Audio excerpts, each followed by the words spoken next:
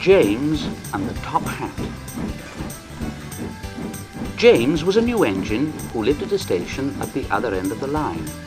He had 2 small wheels in front and 6 driving wheels behind.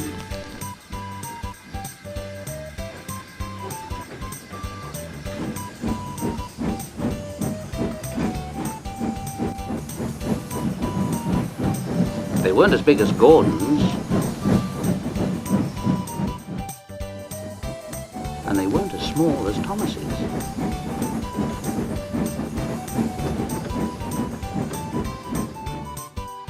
The Fat Controller told him, "You're a special mixed traffic engine. You'll be able to pull coaches or trucks quite easily." But trucks are not easy things to manage, and on his first day, they'd pushed James down a hill into a field. He'd been ill after the accident, but now he had new brakes and a shining coat of red paint. The Fat Controller was quite kind to James. "The red paint will cheer you up after your accident. You can pull coaches today, and Edward can help you."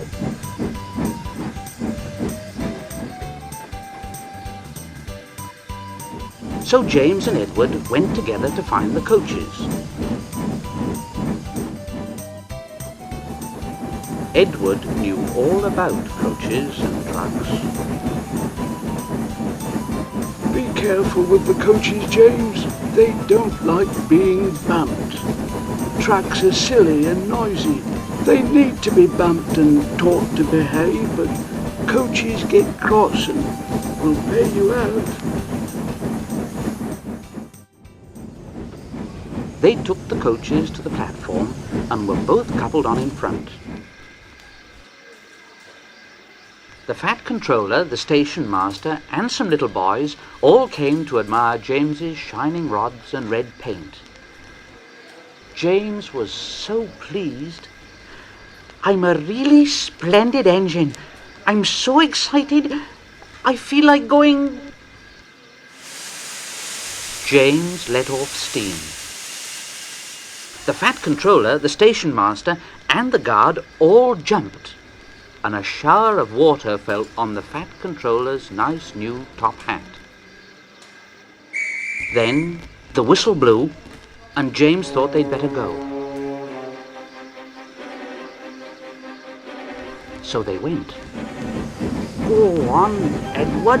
Go on, Edward. "Don't push, don't push." Edward didn't like starting quickly.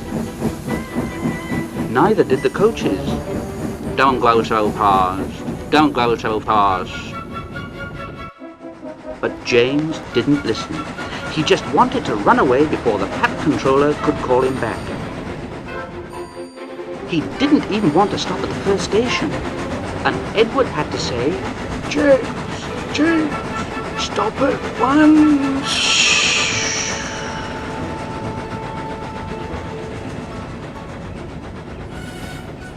Even so, 2 coaches in front were beyond the platform before they stopped, and they had to go back to let the passengers out. Lots of people came to look at James, but as no one seemed to know about the Fat Controller's top hat, James felt happier.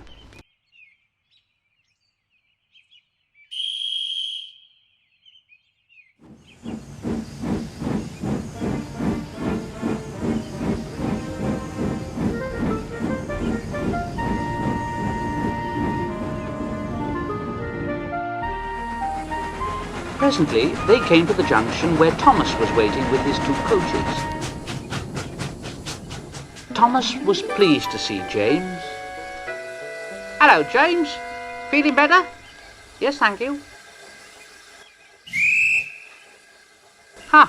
That's my guard's whistle. I must be off. Sorry I can't stop. I don't know what that Fat Controller would do without me to run his branch line."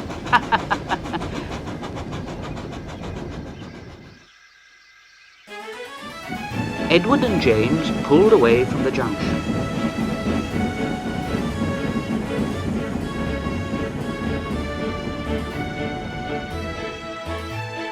They passed the field where James had had his accident.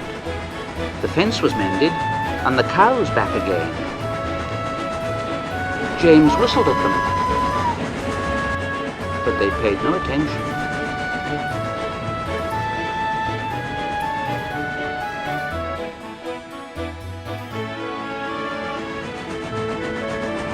On went James and Edward.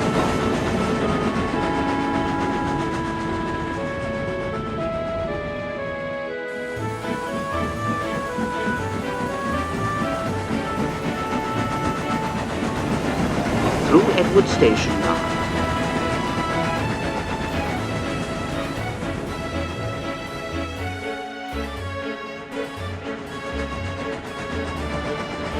And they started to climb the hill beyond.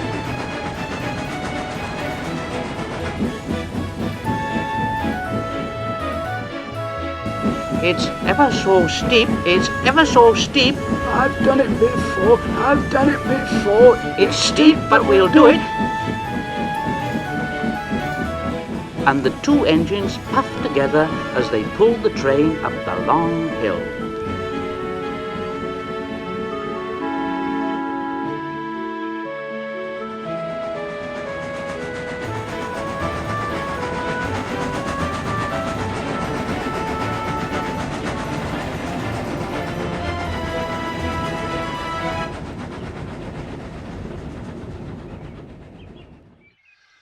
They both rested at the next station, and Edward told James the story of how Gordon had stuck on the hill and he had had to push him up. James laughed so much he got hiccups.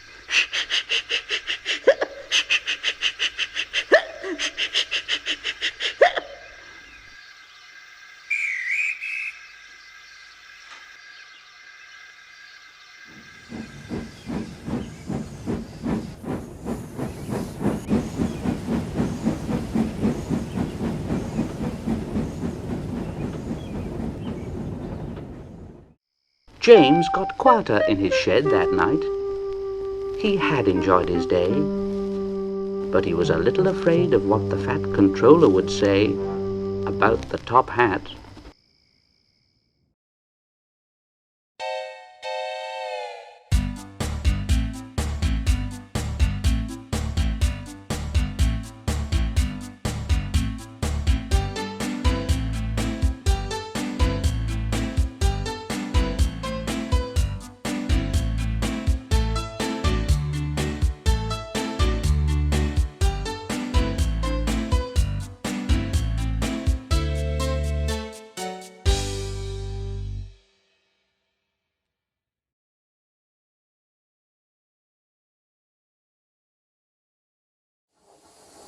One morning, the fat controller, as he was called now, spoke severely to James.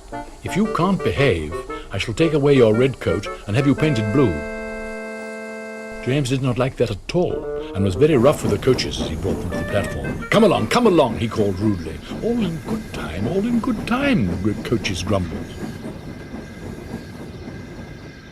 "Don't talk, come on," answered James, and with the coaches squealing and grumbling after him, he snorted into the station.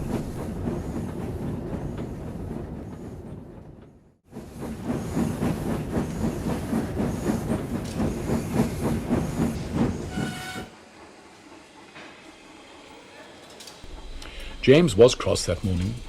The fat controller had spoken to him, the coaches had dawdled, and worst of all, he had to fetch his own coaches. Gordon never does, thought James, and he's only painted blue. A splendid red engine like me should never have to fetch his own coaches. And he puffed and snorted round to the front of the train and backed onto it with a rude bump.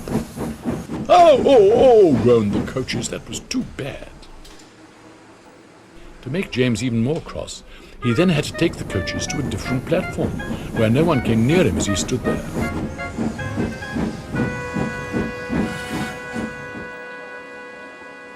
The fat controller was in his office, the station master was at the other end of the train with the guard, and even the little boys stood a long way off.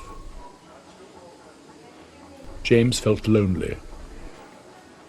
"I'll show them," he said to himself. "They think Gordon's the only engine who can pull coaches."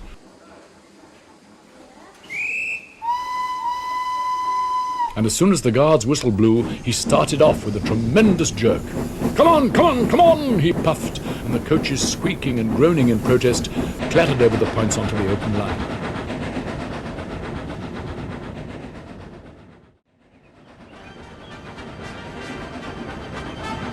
"Hurry, hurry, hurry!" puffed James. "You're going too fast, you're going too fast," said the coaches, and indeed they were going so fast that they swayed from side to side.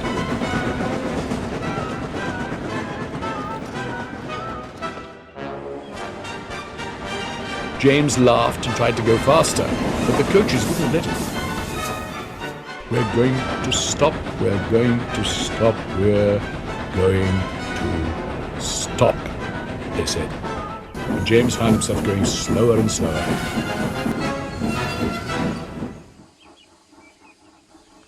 "What's the matter?" James asked his driver. "The brakes are hard on. Leak in the pipe, most likely. You've banged the coaches enough to make a leak in anything." The guard and the driver got down and looked at the brake pipes all along the train. At last they found a hole where rough treatment had made a joint work loose. "How shall we mend it?" said the guard. James's driver thought for a moment. "We'll do it with newspapers and a leather bootlace." "Where's the bootlace coming from?" asked the guard. "We haven't one." "Ask the passengers," said the driver.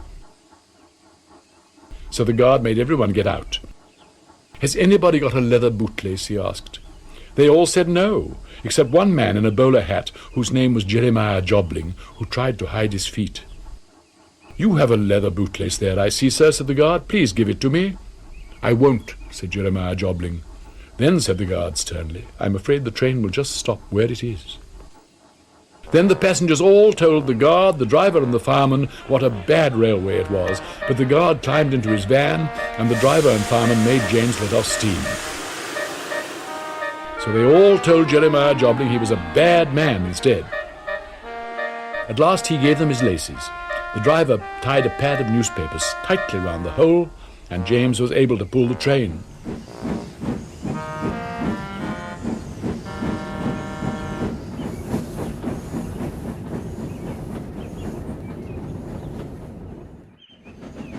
But he was a sadder and a wiser James, and took care never to bump coaches again.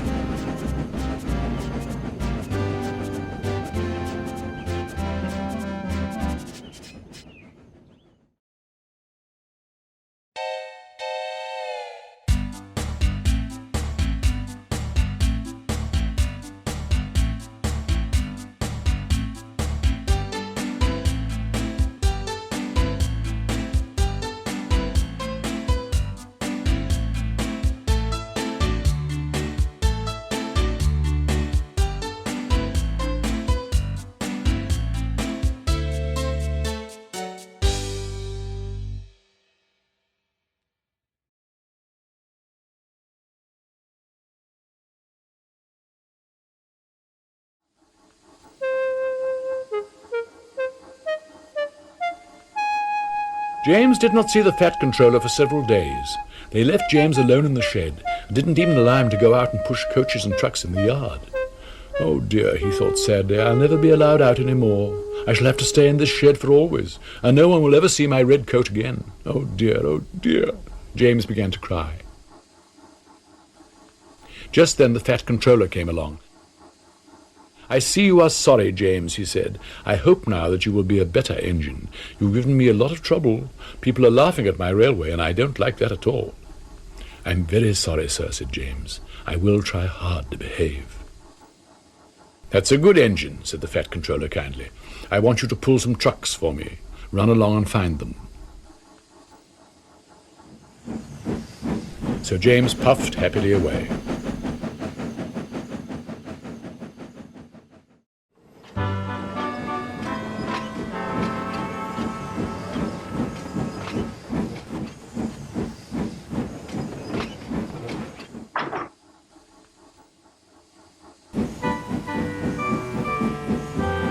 "Here are your trucks, James," said a little tank engine. "Have you got some bootlaces ready?" And he ran off laughing rudely.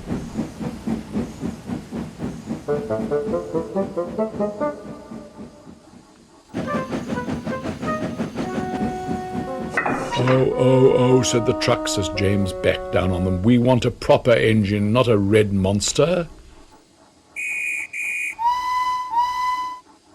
James took no notice and started as soon as the guard was ready.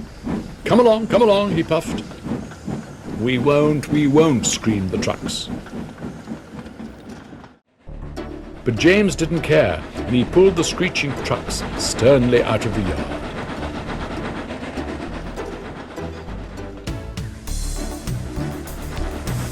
The trucks tried hard to make him give up, but he still kept on.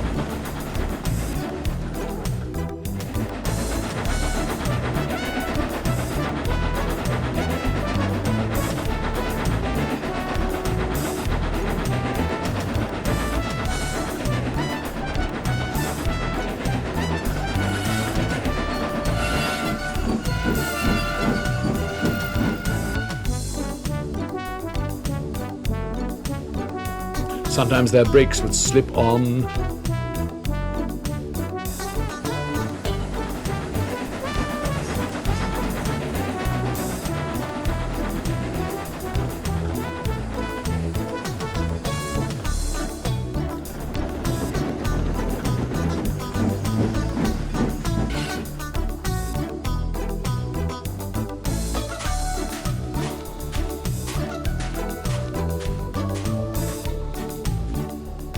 Sometimes their axles would run hot. Each time they'd have to stop and put the trouble right.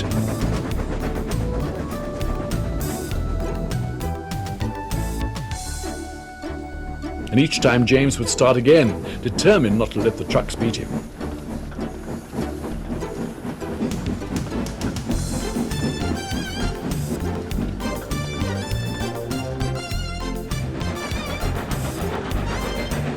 Give up, you can't pull us, you can't, said the trucks.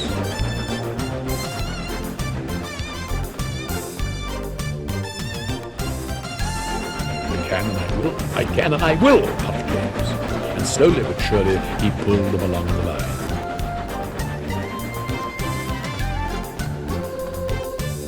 At last they saw Gordon's Hill ahead. Look out for trouble, James, warned his driver. We'll go fast and get them up before they know it. Don't let them stop you.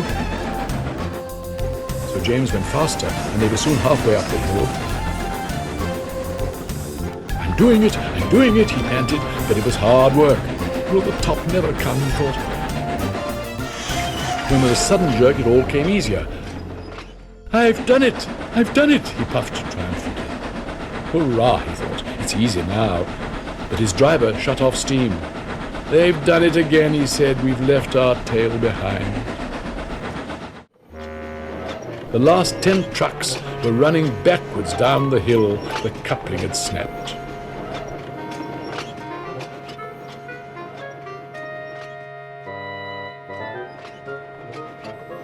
But the guard was brave. Very carefully and cleverly, he made them stop.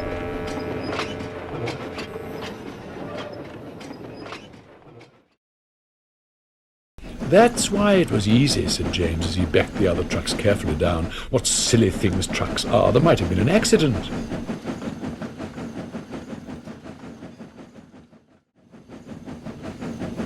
Meanwhile, the guard stopped Edward, who was pulling 3 coaches.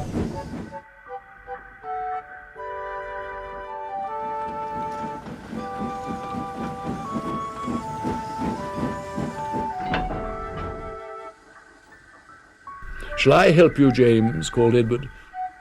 No, thank you, answered James. I'll pull them myself. Good, don't let them beat you. So James got ready. Then with a peep, peep, he was off.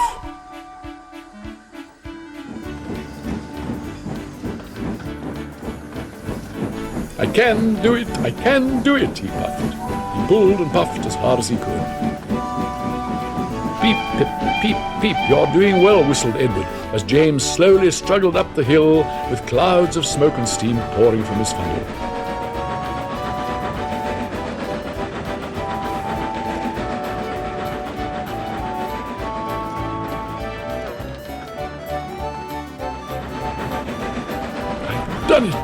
I've done it, he panted, and disappeared over the top.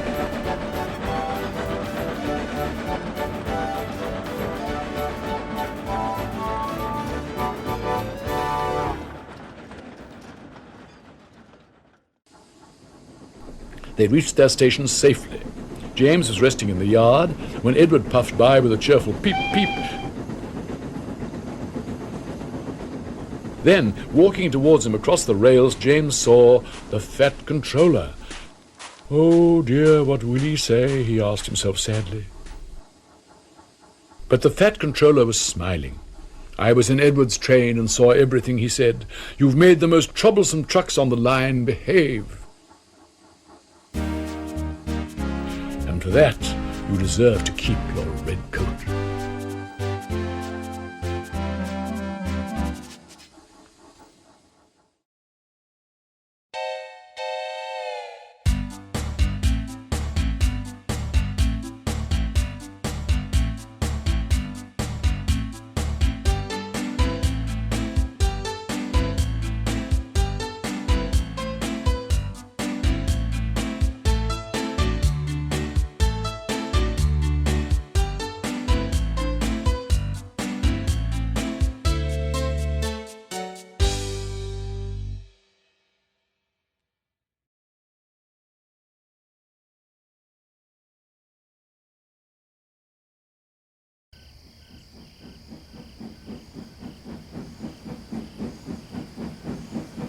James and the Express.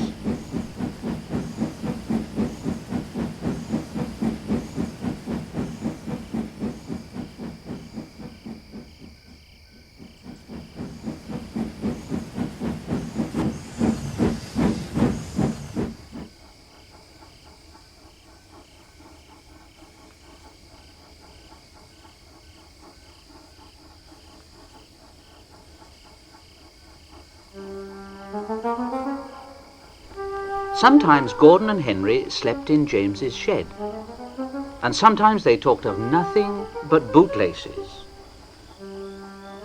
James tried to talk about engines who got shut up in tunnels and stuck on hills, but they wouldn't listen and went on talking and laughing. Gordon would say, "You talk too much, little James. Now, a fine, strong engine like me is something to talk about. I'm the only engine who can pull the Express. When I'm not there, they need 2 engines. Think of that. I've pulled Expresses for years and years and never once lost my way. I seem to know the right line by instinct." Now, every wise engine knows, of course, that it's the signalman who works the points to make engines run on the right lines. But Gordon was so proud that he'd forgotten.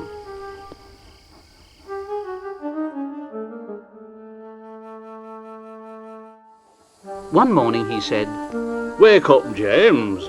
It's nearly time for the Express. What are you doing? Odd jobs? Oh, well, we all have to begin somewhere, don't we? Now run along and get my coaches, and don't be late now."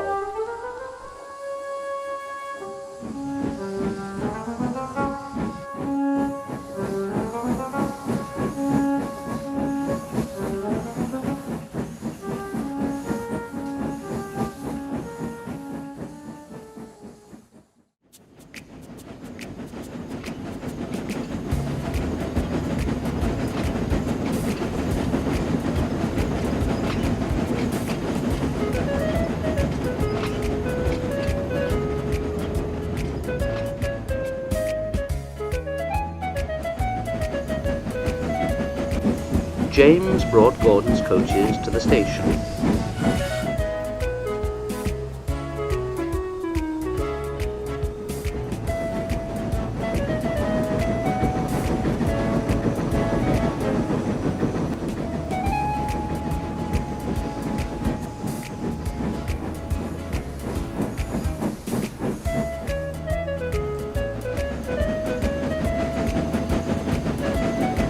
And Gordon backed onto the train.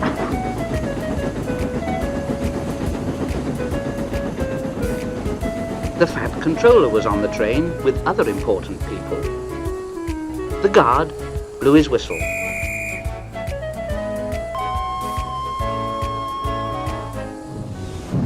And Gordon started.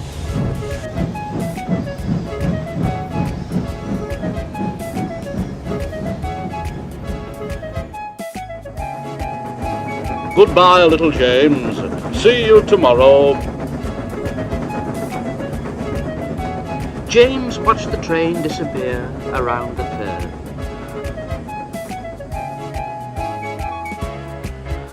Oh dear, I wish I could pull the express. And then he went back to work.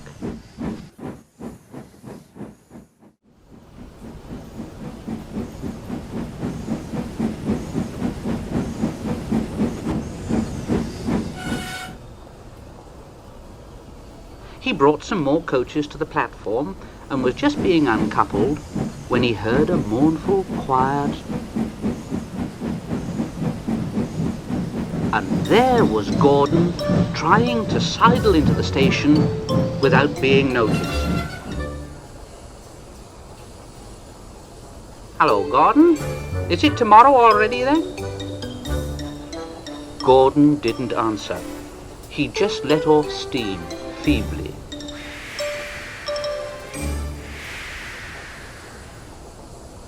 Did you lose your way, Gordon? No, I didn't. It was lost for me. I was switched off the main line onto the loop, and I had to go all around and back again. Perhaps it was instinct, Gordon,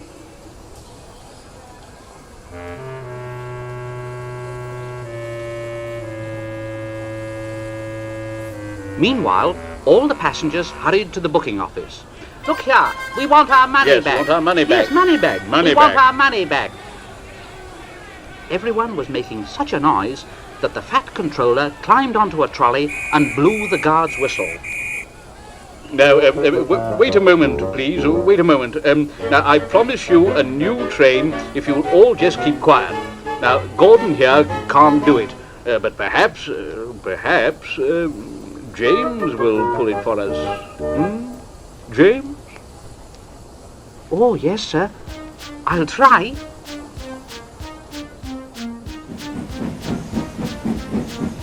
So James was coupled on and everyone got in again. Do your best, James. I will, sir.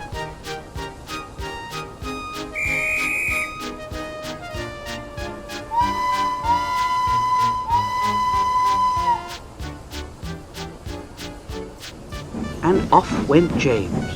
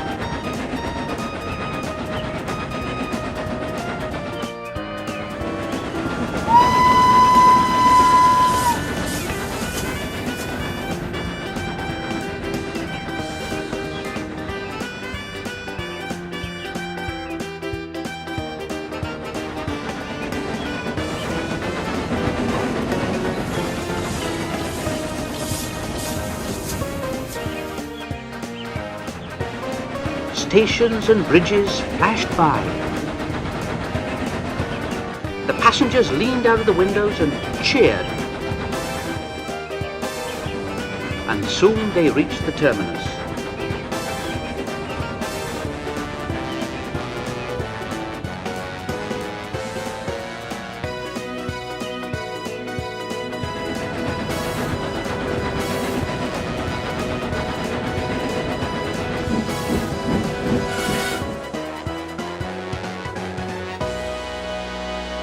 Everyone said, "Thank you, James, thank you, James, thank you, James." And the fat controller said, "Well done, James. Would you like to pull the express sometimes? Oh, yes, please.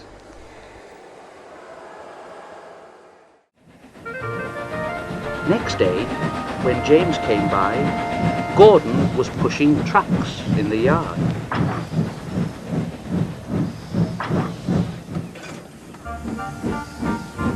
Oh, hello, James. I like a bit of quiet work for a change, you know. I'm teaching these trucks manners. You did well with those coaches, I hear. Good. We'll show 'em. And he gave his trucks a bump. And they went, oh, oh, oh, oh, oh, oh, oh, oh.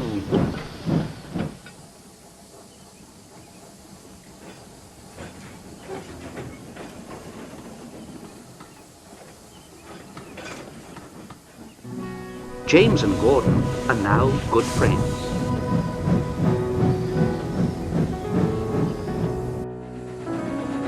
James sometimes takes the express to give Gordon a rest. Gordon never talks about bootlaces, and James never talks about getting stuck on hills, but they both often talk about trucks.